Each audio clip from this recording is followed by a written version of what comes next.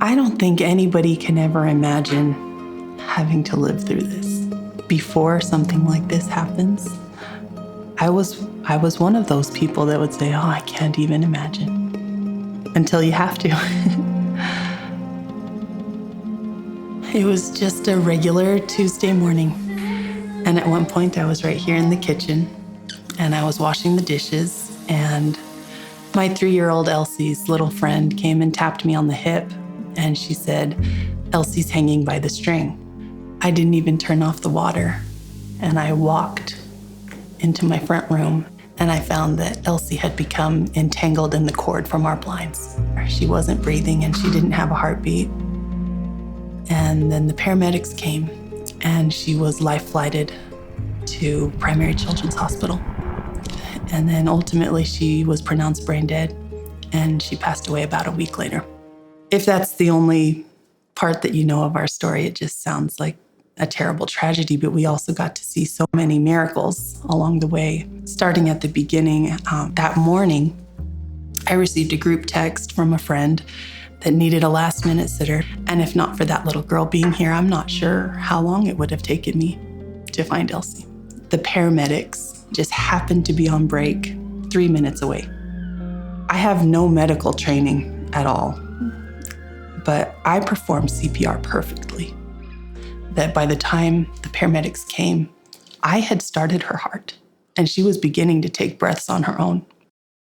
And so with the way that those miracles all fell into place, we felt like we had every reason to hope for the best possible outcome, a miraculous healing. When the brain scans came back and they showed very little brain activity, and even that was beginning to decline, personally, I wondered, why was I able to save her, but I wasn't able to save her?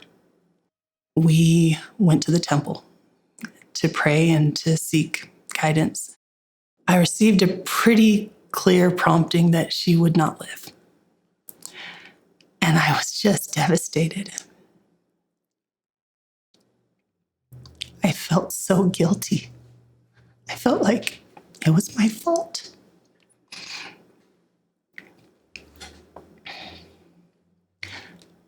But when I spoke with my husband, he felt that same prompting.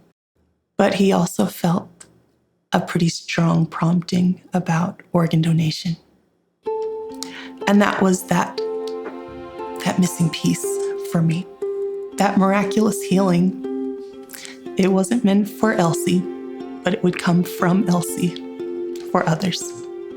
That it would be an answer to somebody else's fervent prayers. Faith doesn't protect you from grief or mourning or sadness. I felt like I should have done more. I should have saved her. I should have watched her closer.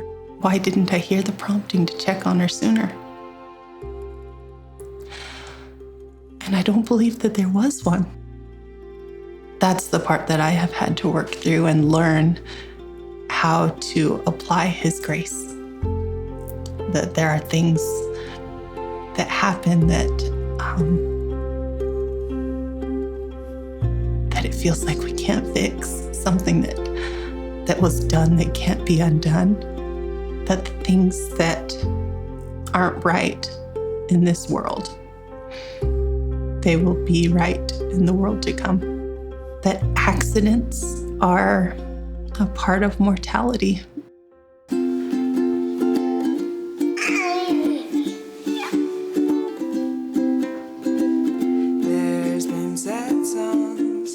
Now it is written on my heart that I know I will see her again. And because of that change in perspective, it changes everything about the way that I live and the choices I make. I still make mistakes daily, but I try a little harder. I have a little more motivation to choose well.